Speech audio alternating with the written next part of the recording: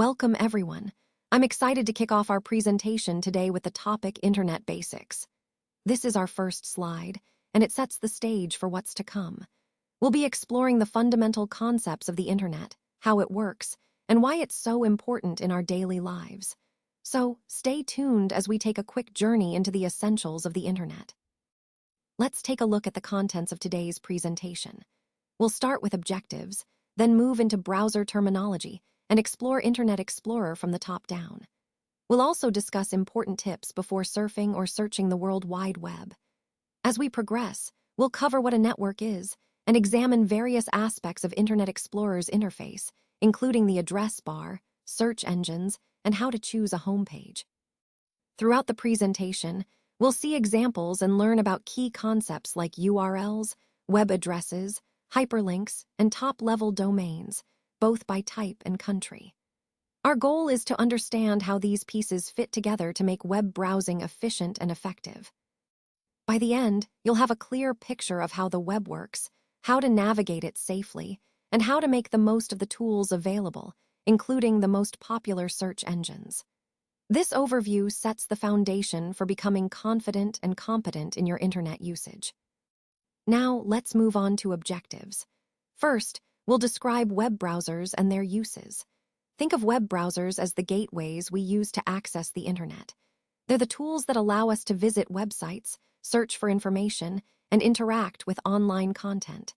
Understanding how they work is fundamental because they're central to almost everything we do online. Next, we'll identify the screen components of Internet Explorer. This means taking a closer look at the different parts of the browser interface. Recognizing these components helps us navigate more efficiently and customize our browsing experience. By the end of this section, you'll be more comfortable identifying and using these features, which ties into our overall goal of mastering Internet tools. Let's explore the concept of a network. So what exactly is a network? Well, at its core, a network involves two or more computers that are connected together. These connections can be made through various means like cables, telephone lines, or even wireless methods such as radio waves and satellites. In some cases, infrared light beams are used to establish these connections. The key idea here is that these connections allow computers to communicate with each other, share resources, and exchange information. Understanding what a network is helps us see how computers work together in today's interconnected world, which is a fundamental theme of this presentation. So, what exactly is the Internet? Well, at its core, it's a *** global network of networks ***. That means it's not just one big system, but a vast interconnected web of many smaller networks working together. And these networks connect billions of computers around the world. Think about all the devices you use daily. Your laptop, smartphone, maybe even smart home gadgets, all connected through this incredible network. This connectivity allows us to share information instantly, access resources from anywhere, and communicate across continents in seconds. It's a fundamental part of how our digital world operates, linking everything together in a seamless way. Understanding the Internet as a network of networks helps us grasp its scale and importance, especially as we explore how it influences our lives and the way we exchange information today. What is the World Wide Web? People often use the words, the Internet, and the web interchangeably, but there is actually a difference. The Internet is the vast network that connects computers all around the world. It's like the infrastructure, the roads and highways that allow data to travel from one place to another. The web, on the other hand, is a way of accessing information over the Internet. It's made up of websites, web pages, and hyperlinks that you can click through. So, while the Internet is the underlying network, the web is a service that runs on top of it. Understanding this distinction helps clarify how we navigate and utilize digital information today. This connection between the two is fundamental as we explore how information is shared and accessed online. Let's talk about what the World Wide Web actually is. The web is the system we use to access and navigate the Internet, allowing us to find and view websites, information, and multimedia content easily. It's essentially the platform that makes the internet user-friendly and accessible for everyone.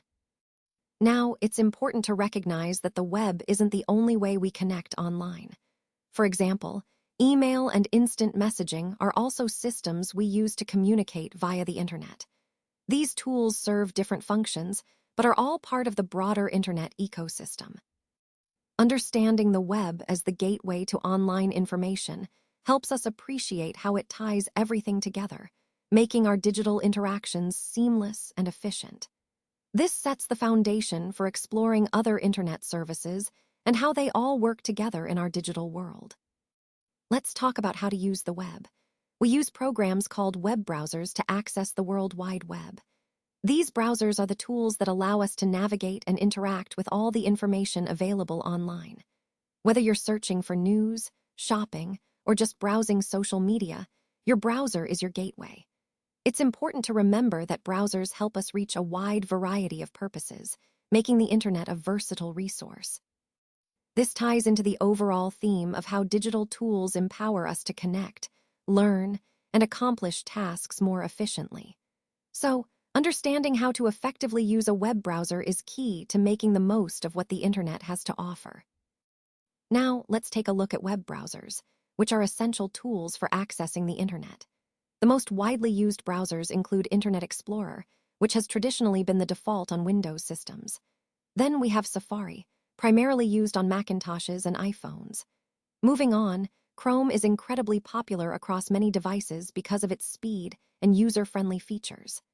Lastly, Mozilla Firefox remains a strong choice for users who value customization and privacy. Recognizing these key browsers helps us understand the landscape of internet access and how different devices and operating systems influence our browsing experience. This knowledge ties back to the overall theme of digital literacy and understanding the tools we use daily. Today, we'll be using Internet Explorer for our lesson. The reason is simple. It's the default browser on all Windows computers. This means it's already installed and ready to go, which makes it convenient for us to follow along without any extra setup. As we explore browsing and online tools, keeping in mind that Internet Explorer is the default helps us understand how most users will access the internet on Windows systems. Remember, understanding the browser's role is key to navigating online safely and efficiently. So, let's get comfortable with Internet Explorer as we move forward in our lesson. All right, let's talk about browser terminology. Because different browsers have varying layouts and appearances, it can sometimes be confusing to find the features you're looking for. That's why focusing on common browser terminology is so helpful. If you learn the name of a particular feature once, you'll be able to recognize it across different browsers and programs. This knowledge really helps you navigate more efficiently and troubleshoot more effectively. Remember, understanding these key terms connects directly to the overall goal of becoming more confident and versatile in your browsing skills. All right, let's take a closer look at the title bar in Internet Explorer. This is the area at the very top of the window, and it's where you'll see the name of the program, typically Internet Explorer. It's also important because it contains some key control buttons. On the right side, you'll find the Minimize button, which shrinks the window down to the taskbar. Next to it is the Maximize or Restore button, which lets you enlarge the window to fill the screen or restore it back to its previous size. And finally, there's the Close button, which you click to exit or close the browser. Understanding these buttons helps you manage your browsing window more effectively, especially when you're multitasking or want to quickly close a session. So, the title bar is not just about the program's name, it's also your control hub for managing the window itself. Let's take a closer look at Internet Explorer from the top down. First, we have the Minimize button. Clicking this will reduce the entire window to just a tab on your startup bar, which is really useful if you want to keep the browser open, but get it out of your way temporarily. Next is the Restore or Maximize button. This lets you toggle between enlarging the window to fill your screen or restoring it to its previous size. It's a handy way to switch between a full view and a more manageable window. Finally, there's the Close button. Clicking this will close the program completely. Keeping these controls in mind helps us manage our browsing more effectively and makes navigating the internet smoother. Remember, these are basic tools, but they're essential parts of how we interact with our browser and manage our workflow efficiently. Let's take a closer look at the address bar in Internet Explorer. This is the area where the URL or web address is displayed. It's also where you can type in a new URL to navigate to a different website. The address bar is really the gateway for you to access any site on the internet quickly and easily. When you see the URL here, it tells you exactly where you are on the web. If you want to go somewhere else, just click into the address bar, type the new address, and hit enter. It's a simple but essential part of browsing, helping you stay in control of your navigation. Remember, the address bar is more than just a display. It's your tool for quick access and precise navigation, which ties into the overall theme of understanding how we interact with the internet efficiently. Let's take a look at how Internet Explorer helps us navigate the web from the top down. First, there's the back button. This button is really useful because it takes you to the web page you viewed immediately before the current one. So, if you're browsing and want to go back to what you just saw, this is your go-to. Next, we have the forward button. This one works in the opposite direction. If you've clicked the back button and want to return to the page you were on, just click forward. It essentially moves you forward again in your browsing history. Both of these buttons are key tools for managing your browsing flow. They help you move easily between pages without having to remember exact URLs or search again. They connect to the overall theme of browsing efficiency, making your internet experience smoother and more intuitive. All right, now let's take a look at Internet Explorer from the top down. One of the key features here is Compatibility View. This tool helps improve how web pages look when they were originally designed for earlier versions of Internet Explorer. It essentially makes older websites display correctly without us having to do much, which is pretty helpful. Next, we have the refresh button. This is your go-to option for reloading the current web page. It's especially useful if you suspect there are updates or changes that didn't show up the first time. Clicking refresh ensures you're looking at the latest version of the page. Both of these features tie into the overall theme of browsing efficiently and making sure web pages display properly, regardless of their original design. So, whether you need to see an older site correctly or need the latest content, these tools help keep your browsing smooth and up to date. Now, let's take a look at some of the top commands in Internet Explorer, starting with the stop button. This is a handy feature that allows you to halt the loading of the current page if it's taking too long or if you realize you navigated to the wrong page. Next, we have the home button, which quickly takes you back to your designated home page, making navigation more efficient. The Favorites button is also important because it gives you easy access to your saved websites, so you can revisit your favorite pages with just a click. Lastly, the Tools menu provides a range of commands and options that help you customize and control your browsing experience. Many of these commands can also be found on the menu bar, making it easier to find what you need without digging through menus. Overall, these tools are designed to make your browsing smoother and more efficient, fitting into the larger theme of how Internet Explorer provides easy access to essential commands to enhance your navigation experience. Now, let's talk about tabs in Internet Explorer. Essentially, tabs are a way to manage multiple web pages within a single window. When you click on a tab, it brings that particular web page to the front, making it easy to switch between sites without opening new windows. This is especially handy when you're researching or comparing information. You can have several tabs open at once, which helps keep your browsing organized and efficient. Moving from one page to another is as simple as clicking on the tab of the site you want to view. In newer versions of Internet Explorer, there's a nice visual feature. Tabs from similar or related websites are color-coded. This visual cue makes it easier to identify groups of related pages at a glance, enhancing your browsing experience. Overall, tabs are a simple but powerful tool that help us navigate the web more smoothly and stay organized, tying into the larger theme of making internet browsing more user-friendly and efficient. Let's take a moment to look at other toolbars that might be present on your browser. As you can see in this image, there's a Norton antivirus software toolbar. These toolbars can often appear on your browser and might include security features or other useful tools. It's important to be aware of them because they can sometimes interfere with your browsing experience or even pose security risks if they're not from trusted sources. Always check what toolbars you have installed and ensure they are legitimate and necessary. This awareness ties into our overall theme of staying safe and secure online, making sure your browser is streamlined and free of unwanted clutter. Now, let's take a closer look at the Favorites bar in Internet Explorer. This feature offers a really easy way to quickly access your favorite websites without having to type in the URL every time. You can add a site directly to your Favorites bar, making it convenient to revisit your most used links. One of the great benefits is that it also updates you whenever those favorite sites have new content or updates, so you're always in the loop. This makes browsing more efficient and helps you stay connected to the sites you care about most.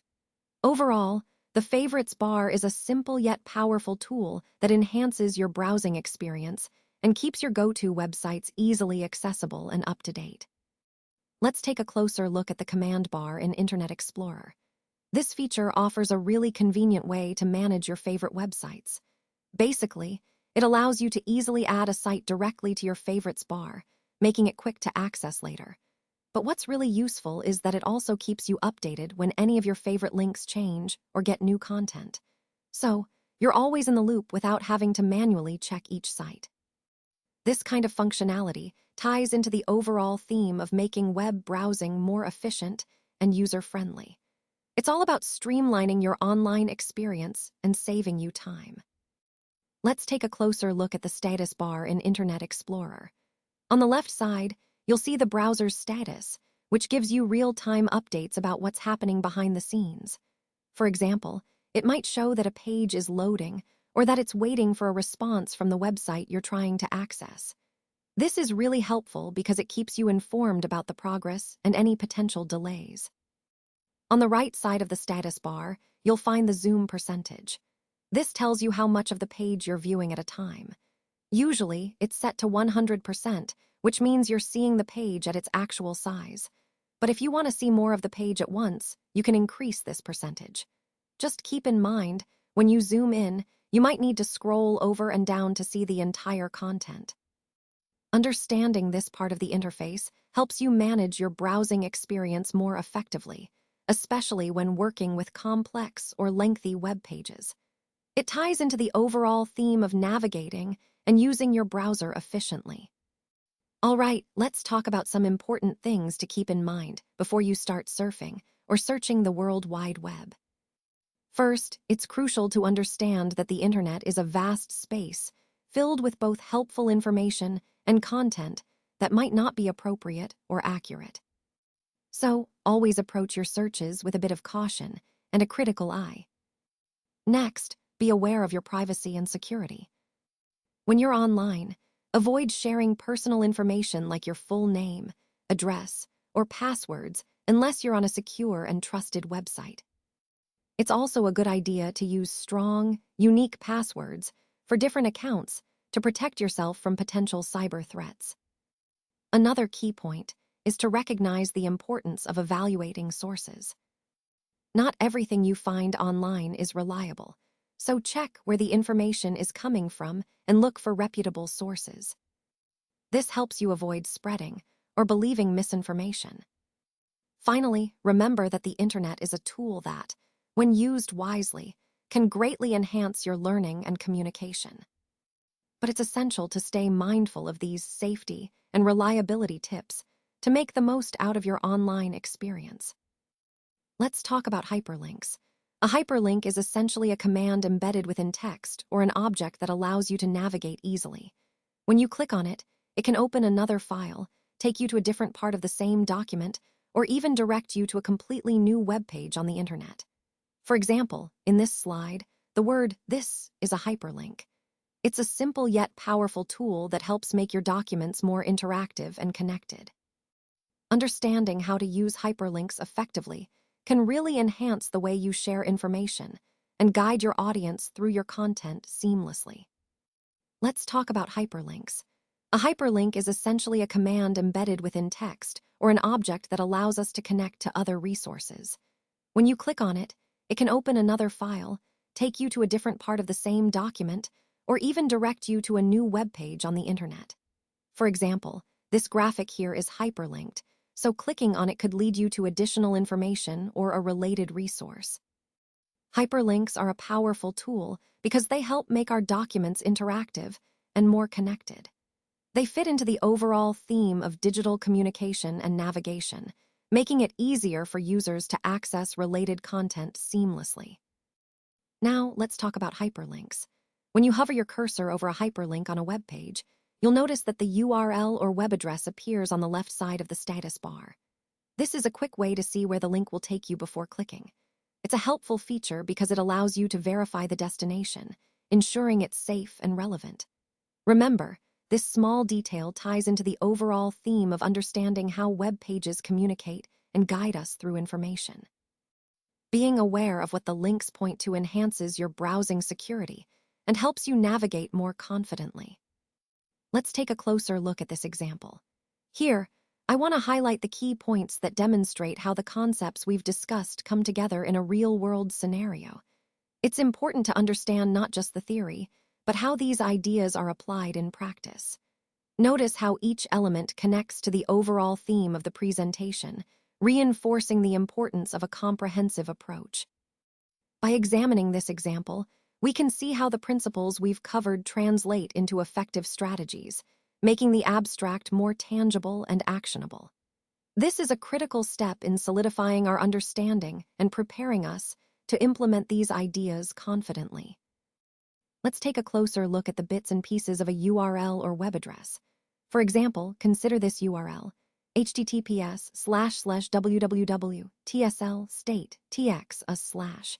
Now, each part of this URL actually tells us something important about how we access information online. The first part, https://, is what we call the protocol. In this case, it's Hypertext Transfer Protocol, or HTTP for short. This protocol is what enables us to transfer files and data on the web. Now, you might notice that in this URL, it actually says HTTPS with an added S. That little S is very important because it indicates a higher level of security. When you see HTTPS, it means that the information you're sharing or receiving is encrypted, making it much more secure, especially for sensitive data like passwords or personal information. So, understanding these components helps us navigate the web more confidently and safely. It's all about knowing how URLs work behind the scenes to connect us to the information we need. Let's take a closer look at slide 29, which breaks down the anatomy of a URL or web address. The example we're using is https://www.tsl.state.tx/. Now, the first part of this URL is the host name, which in this case is www.tsl.state.tx/. This is essentially the address of the server where the website is hosted. Next, we see the World Wide Web label, which tells us that this URL directs us to a web page on the internet. And then, the description Texas State Library helps us understand what this specific website is about. Understanding these parts is important because it helps us navigate the web more effectively. Recognizing the host name, for example, allows us to identify the specific server or organization behind a website. Overall, this slide highlights how each component of a URL serves a purpose in guiding us to the right online resource, which connects back to our overall theme of understanding how the internet is structured and how we access information online. Let's take a closer look at the different parts of a URL or web address. For example, consider this URL, https://www.tsl.state.tx/. First, we have the domain name address, which is the main part of the URL that identifies the website. Next, there's the subdomain, in this case state, which indicates that this is a state government site. Finally, we have the top-level domain, which is TXUS. This part tells us the geographic location associated with the website, in this case, Texas in the United States. Understanding these components helps us interpret what kind of website we're visiting and its purpose, which is important when navigating the web securely and efficiently. let's take a closer look at the bits and pieces of a URL or web address. For example, in this URL, https://www.tsl/state.tx, a /landing/other programs, HTML, we can identify several key parts. First, we have the directory, which is also known as a folder. This is the part that shows us the specific location or folder within the website's structure. Next, we have the file name, which in this case is other programs. And finally, there's the file extension, which is HTML, indicating the type of file we're looking at. Understanding these components helps us navigate the web more effectively and also explains how websites are organized behind the scenes. Recognizing these parts is essential as we explore how URLs direct us to specific information online. Now, let's take a closer look at some of the most common top-level domains and what they represent. First up, we have, which is primarily used by colleges and universities. If you see a website with this domain, you can generally assume it's an educational institution. Next, there's .com, which is probably the most familiar. This one is used by commercial businesses, so you'll find it on most retail, service, and company sites. Moving on, there's .gov, which is reserved for U.S. government websites and agencies. It's a good sign of official and authoritative information. Then we have .net, which originally stood for networks and internet service providers, but now it's also used by organizations and even personal sites. It's quite versatile. For military-related sites, you'll see, which is exclusive to the U.S. military and related agencies. And finally, there's .org, which is typically used by nonprofit organizations and other similar entities. Recognizing these domains helps us quickly understand the nature of a website, which is a key part of evaluating online information and sources. This understanding ties back to our overall theme of navigating and assessing digital content effectively. Now let's take a look at some of the most common top-level domains by country. As you can see in this table, each country tends to have its own specialized domain extension. For example, Spain uses EASE, which makes sense given the EASE abbreviation. France's is FR, which is pretty straightforward. Canada is represented by CA and Mexico by MX. Moving over to Germany, they use DE, short for Deutschland. And New Zealand's domain is NZ, reflecting its country code as well. What this table highlights is how these country-specific domains can tell us a lot about the digital identity and localization of websites. They help establish trust and authenticity within each region.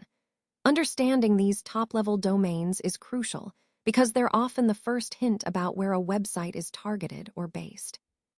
In the context of our overall discussion about internet infrastructure and branding, recognizing these country domains helps us see how global and yet locally tailored the internet really is. It's a fascinating aspect of how digital presence is shaped by geography. Now, let's talk about choosing a homepage. Your homepage is essentially the first page that loads when you open your web browser. In this case, we're focusing on Internet Explorer. It's important because it sets the tone for your browsing experience. By selecting a specific homepage, you're making sure that every time you start your browser, you're taken directly to a site or a set of sites that are most useful to you. This can save you time and streamline your workflow.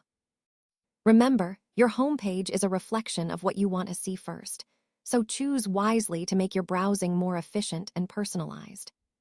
Let's talk about the default homepage in Internet Explorer. When you first get your computer, Internet Explorer usually comes pre-installed with a default homepage. This is the page that loads automatically when you open your browser. Now, sometimes this page might not be the one you want to see every time you go online. Fortunately, you have the ability to change this setting. If there's a different web page you'd prefer as your starting point, you can easily update your homepage to suit your preferences. This is an important feature because it allows you to customize your browsing experience and make it more convenient and personalized. So, knowing how to change your homepage is a simple way to make your internet use more tailored to your needs. Let's talk about the address bar. If you know the URL or the specific web address of the site you'd like to visit, you can simply type it directly into the address bar at the top of your browser.